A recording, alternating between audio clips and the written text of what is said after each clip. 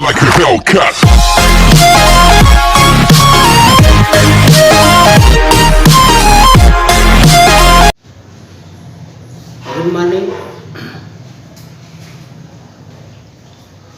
Good morning to all of you. उम्मीद है कि सारे लोग बेहतर होंगे, पढ़ाई कर रहे होंगे, खाली समय का सही सदुपयोग कर रहे होंगे। घर में रहिए, सुरक्षित रहिए। पिछले लेक्चर्स में हमने पाठ की लेसन्स की सारी थ्योरी खत्म कर दी थी। जितने भी आर्टिकल आपके लेसन्स में थे, सारे आर्टिकल हमने कोशिश की है, प्रयास किया है बेहतर से बेहतर बताने का। हमने प्रयास किया है पूरे मनोयोग से। आपने कितना प्रयास किया है या आप कितना प्रयास कर रहे हैं, यह आपके ऊपर निर्भर है। थ्योरेटिकल दृष्टि से आपका पूरा लेसन खत्म हो गया है। अब पहले हम कुछ 60 क्वेश्चंस भेज रहे हैं, तो 60 क्वेश्चंस आप नोट्स में लिखिएगा और उनको पढ़िएगा। चूँकि सारी थ्योरी पीछे पढ़ा चुके हैं, तो उन्हीं में से छोटे छोटे क्वेश्चंस, वन लाइनर क्वेश्चंस निकाले गए हैं, तो वो हम आपको नोट्स में भेज देंगे। उनको आप रिटन वर्क कर लीजिएगा। और इसके बाद न्यूमेरिकल्स लगाने हैं।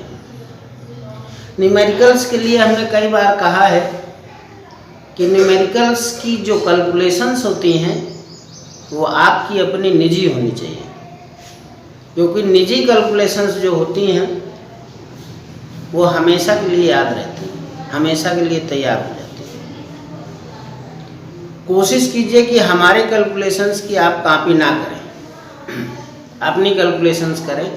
दूसरी चीज़, न्यूमेरिकल्स की कोई संख्या नहीं है। आप कितने न्यूमेरिकल्स लगाते हैं, न्यूमेरिकल्स से कभी संतुष्टि नहीं मिलती है। आप 10 लगाएं, 20 लगाएं, 25 लगाएं, 40 लगाएं, जितने भी न्यूमेरिकल्स आप ज़्यादा लगाएंगे उतनी आपकी बेहतर तैयारी होगी। तो कोशिश ये कीजिए न्यूमेरिकल्स एज ए फन, जब भी खाली समय मिले आप 2 न्यूमेरिकल लगा लीजिए, तो आपका समय भी पास होगा, आपकी न्यूमेरिकल की तैयारी भी होगी। तो कुछ न्यूमेरिकल्स यहाँ हम बता रहे हैं, और सारे न्यूमेरिकल्स कोशिश कीजिए एनसीईआरटी के ही हों। तो कुछ आपको आज हम उदाहरण के तौर पे कुछ बता रहे हैं, नोट्स भी भेजेंगे। और कुछ हो सकता है ऐसे भी न्यूमेरिकल्स भेजें, चूँकि बड़ा लेसन्स है और इस लेसन्स में सर्किट के ऐसे सवाल आते हैं जो एक पीरियड में कहा हो सकता है एक ही सवाल हो, 2 सवाल हो। तो आप सहयोग कीजिए, ज़्यादा से ज़्यादा न्यूमेरिकल्स आप लगाएं। इन सीरीज और इन पैरेलल 2 तरीके से कैपेसिटर्स जोड़े थे, श्रेणी क्रम में और समांतर क्रम में। श्रेणी क्रम का रिजल्ट आया था 1/C = 1/C1 + 1/C2 + 1/C3 plus and so on, जितने भी कैपेसिटर्स आपने जोड़े। समांतर क्रम का रिजल्ट आया था C1 + C2 + C3 plus and so on. ये पैरेलल में है रिजल्टेंट। इनके जब डेरिवेशंस हमने किए थे, ये सूत्र फाइंड किए थे, तो एक वार्निंग दी थी आपको, एक वार्निंग दी थी, और उस वार्निंग को हम फिर दोबारा रिपीट कर रहे हैं। ये कॉम्बिनेशंस ऑफ कैपेसिटर्स है, संधारित्रों का संयोजन, और कॉम्बिनेशंस ऑफ रेजिस्टेंसेस प्रतिरोधों का जोड़ना। ये आपने हाई स्कूल स्तर पे पढ़ा हुआ है। जैसे संधारित्र 2 तरीके से जोड़े जाते हैं, वैसे ही प्रतिरोधक भी 2 तरीके से जोड़े जाते हैं। तो इनके रिजल्ट इनसे जस्ट अपोजिट आते हैं। श्रेणी क्रम में रिजल्ट आता है R = R1 + R2 और +R3 और समांतर क्रम में रिजल्ट आता है 1/R1 plus 1/R2 1/R3 plus and so on. अक्सर होता है कि जो रेजिस्टेंस का आपका संयोजन है वो चूंकि आप हाई स्कूल स्तर से पढ़ के आते हैं तो ये ज़्यादा दिमाग में रहता है। क्वेश्चन एक नंबर का ही और वन लाइनर बहुत छोटे से क्वेश्चंस आते हैं, मोस्टली आते भी हैं, लेकिन ज़्यादातर 50% लड़के इनको गलत कर देते हैं सूत्र लगाने में। तो इस प्रिकॉशंस को बहुत ध्यान रखिएगा कि जो रेजिस्टेंस के रिजल्ट हैं उनके जस्ट अपोजिट स्वरूप के रिजल्ट आपके कैपेसिटर्स में आते हैं। यहाँ R ऐसा है, यहाँ 1/R ऐसा है, जस्ट अपोजिट है। तो इस बात का विशेष ध्यान रखिएगा। इनमें कुछ एक दो छोटे न्यूमेरिकल्स हम आपको बता रहे हैं, उनको गौर कीजिएगा। 1 माइक्रोफैरड, 2 माइक्रोफैरड और 3 माइक्रोफैरड के 3 संधारित्र दिए गए हैं आपको। 1 माइक्रोफैरड, 2 माइक्रोफैरड और 3 माइक्रोफैरड के 3 संधारित्र दिए गए हैं। अब आप इनको श्रेणी क्रम में जोड़िए, इन सीरीज जोड़िए और इन पैरेलल जोड़िए और इनका रिजल्ट बताइए। 1 माइक्रोफैरड, 2 माइक्रोफैरड और 3 माइक्रोफैरड के संधारित्र दिए गए हैं आपको। इनको आप श्रेणी क्रम में जोड़ दीजिए और समांतर क्रम में जोड़ दीजिए और फिर बताइए इनका रिजल्ट क्या आएगा। तो बस सावधानी आपको यही रखनी है।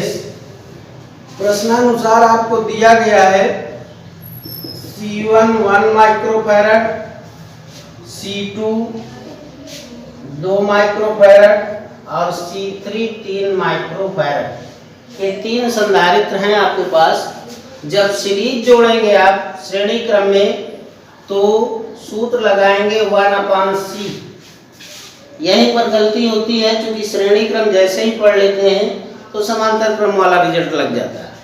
1/C1 plus 1/C2 plus 1/C3 1/1 1/2 1/3 6 और ये 6 ये 3 और ये 2 11/6 ये 1/C आया। तो C इक्वल टू आ गया आपका 6/11 माइक्रोफैरड। तो यहाँ पर सवाल बहुत बड़े नहीं है, न्यूमेरिकल्स बहुत बड़े नहीं, कैलकुलेशंस बहुत बड़ी नहीं है, प्रिकॉशंस जरूर यहाँ पे पढ़िए। ये सूत्र लगाते समय इस बात में ध्यान रखें कि प्रतिरोध के जस्ट उल्टे हैं। तो ये आपका सीरीज हो गया। अब पैरेलल में जब लगाएंगे तो C equal to C1 plus C2 plus C3 1 plus 2 plus 3 ये 6 माइक्रोफैरड। तो समांतर क्रम में रिजल्ट आपका आया 6 माइक्रोफैरड और श्रेणी क्रम में रिजल्ट आया हुआ है 6/11 माइक्रोफैरड। तो सवाल बड़े नहीं होते हैं, सूत्र की प्रिकॉशंस बड़ी होती है। तो ऐसे चूंकि जितने भी सर्किट्स आप लगाएंगे, जितने भी सर्किट्स पढ़ेंगे, सब इन्हीं 2 सूत्रों पर बेस्ड होते हैं। बस आपको वहाँ डायग्नोस करना होता है कि कौन से श्रेणी क्रम में जुड़े हैं और कौन से समांतर क्रम में जुड़े हुए हैं। अब और कुछ न्यूमेरिकल्स देखिए। 25 माइक्रोफैरड धारिता के संधारित्र की प्लेटों के बीच 25 माइक्रोफैरड धारिता की संधारित्र की प्लेटों के बीच 250 वोल्ट का विभवांतर 250 वोल्ट का विभवांतर लगाने पर उस संधारित्र पर कितना आवेश संचित होगा, उस संधारित्र पर कितना आवेश संचित होगा अकॉर्डिंग टू क्वेश्चन। ये आपको दिया गया है C equal to 25 microfarad, V equal to 250 volt. हमने बताया था फैरड धारिता का मात्रक है, लेकिन बहुत बड़ा मात्रक है। इसके अन्य छोटे छोटे भी मात्रक हैं और हमने पहली क्लास में ही बता दिया था। फैरड धारिता का बहुत बड़ा मात्रक है, इसके अन्य छोटे मात्रक हैं जैसे माइक्रोफैरड, पिकोफैरड। और ये बताया था हमने, एक माइक्रोफैरड में 10⁻6 फैरड होते हैं और एक पिकोफैरड में 10⁻12 फैरड होते हैं। ये छोटे मात्रक हैं, इनको यूज में लाया जाता है। तो इनका इस्तेमाल हम पूरे न्यूमेरिकल्स में करते रहेंगे। माइक्रोफैरड को चेंज करेंगे तो 10⁻6 का मल्टीप्लाई करेंगे, पिकोफैरड को चेंज करेंगे फैरड में तो 10⁻12 का गुणा करेंगे। तो यहाँ पर दिया है C = 25 माइक्रोफैरड, इसको चेंज कर लीजिए 25 × 10⁻6 फैरड। और यहाँ पर आपका ये वोल्ट दिया ही है। पीछे हमने सूत्र बताया है C = Q/V, तो Q = CV, Q = CV। C का मान रखिए 25 × 10⁻6। फिर हम बात कर रहे हैं, इस जगह अगर आप यूनिट चेंज नहीं करते हैं तो आपका क्वेश्चन गलत आएगा, गलत हो जाएगा। सबसे पहले आप यूनिट चेंज करिए, इसके बाद कैलकुलेशन करिए।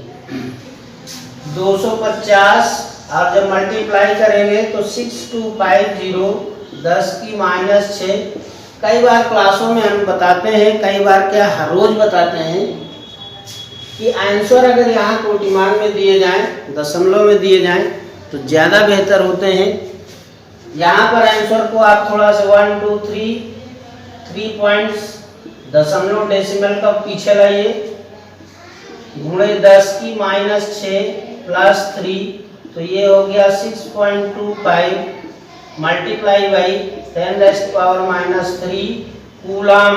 कूलाम क्या है? आवेश का मात्रक, इसको लिखना ना भूलें। तो एक ये क्वेश्चन है आपका। इस क्वेश्चन की जो खास विशेषता थी वो थी यहाँ पर यूनिट को चेंज करना। तो यहाँ यूनिट को चेंज किए, सूत्र लगाए Q = CV, कैलकुलेशंस कर दिया, ये आपका न्यूमेरिकल हो गया। एक वायु संधारित्र की धारिता 2 माइक्रोफैरड है। यदि उसकी प्लेटों के बीच कोई अन्य माध्यम रखने पर धारिता 12 माइक्रोफैरड हो जाती है, तो उस माध्यम के परावैद्युतांक की गणना कीजिए। देखिए जरा समझिए, न्यूमेरिकल्स तो है ही, न्यूमेरिकल्स में क्या क्या चीजें हिडन होती हैं वो भी जानने का प्रयास कीजिए। हमने पीछे कई बार बताया है और सिद्ध करके भी दिखाया है, थ्योरेटिकल भी सिद्ध किया है, मैथमेटिकल भी सिद्ध किया है कि यदि संधारित्र की प्लेटों के बीच कोई परावैद्युत पदार्थ भर दें तो उसकी धारिता बढ़ जाती है। यदि संधारित्र की प्लेटों के बीच कोई परावैद्युत पदार्थ भर दें तो उसकी धारिता बढ़ जाती है। और इसका वाई क्यों, हमने पिछले क्लास में, पिछले लेक्चर्स में बताया है और मैथमेटिकल प्रूफ भी दिया था हमने। मैथमेटिकल प्रूफ था यदि प्लेटों के बीच में वायु अथवा निर्वात है तो धारिता C0 = ε0A/d, ठीक है। और यदि प्लेटों के बीच कोई परावैद्युत पदार्थ रख दिया जाए तो फिर धारिता हो जाती है K ε0A/d। यहाँ से C/C0 तो K ε0A/d, ε0A/d ये कैंसिल हो जाएंगे, आपका बचेगा K और इधर C0 मल्टीप्लाई हो गया। तो ये सूत्र हम पीछे फाइंड भी करवा चुके हैं। अब अगर आप इस सूत्र को सीधे लगाना चाहें, ठीक है, इस सूत्र को सीधे लगाते हैं तब भी आप न्यूमेरिकल लग जाएगा, 2 ही लाइन में लग जाएगा।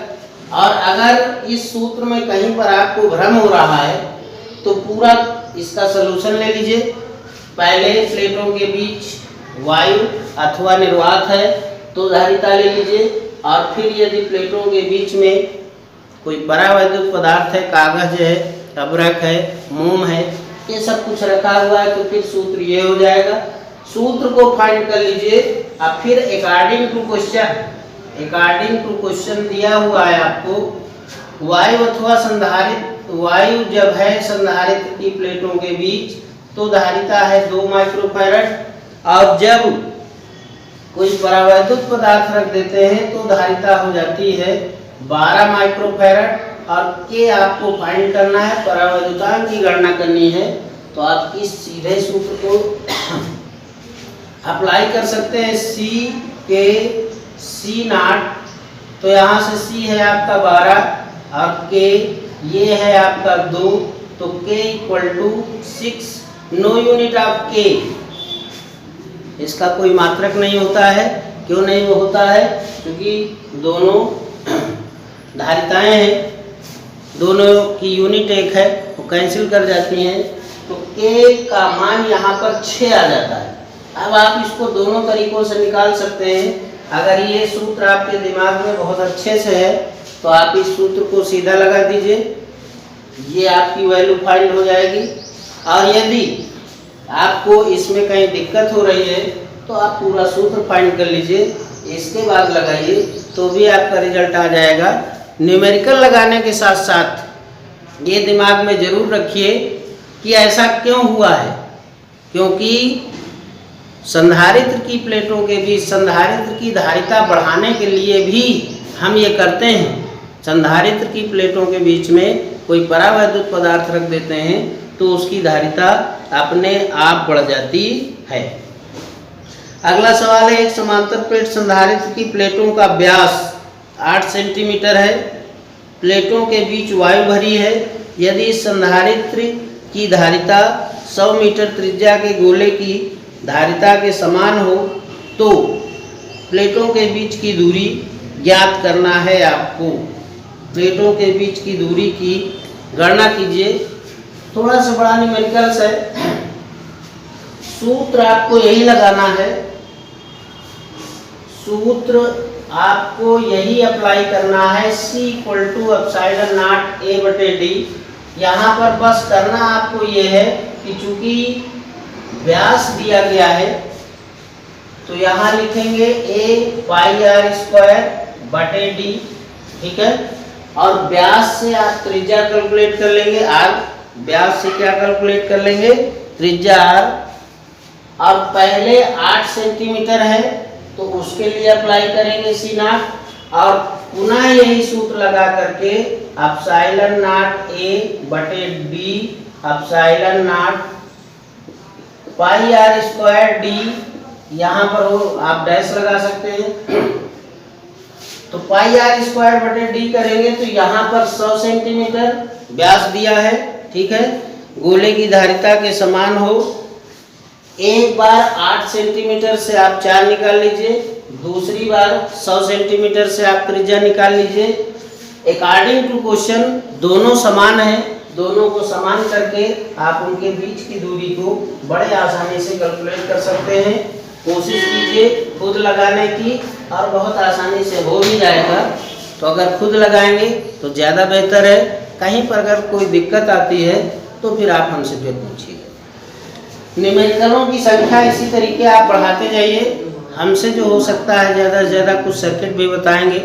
यहाँ पर जितना संभव है उतने हम न्यूमेरिकल्स बताएंगे, लेकिन अपेक्षा हम न्यूमेरिकलों में आपसे ज़्यादा करेंगे। हमारा थोड़ा सहयोग लीजिए और बाकी न्यूमेरिकल्स आप ज़्यादा से ज़्यादा कीजिए। नेक्स्ट लेक्चर में कुछ अच्छे से सर्किट हम लेकर आएंगे, ठीक है। उनमें बताएंगे आपको कैसे जोड़ते हैं और कैसे रिजल्ट प्राप्त करते हैं। कोशिश कीजिए, प्रयास कीजिए, मेहनत कीजिए ज़्यादा न्यूमेरिकल लगाने की। हमसे जो हो सकता है हम अपना 100% आपको दे रहे हैं, देने का प्रयास कर रहे हैं, देते रहेंगे। तब तक धन्यवाद।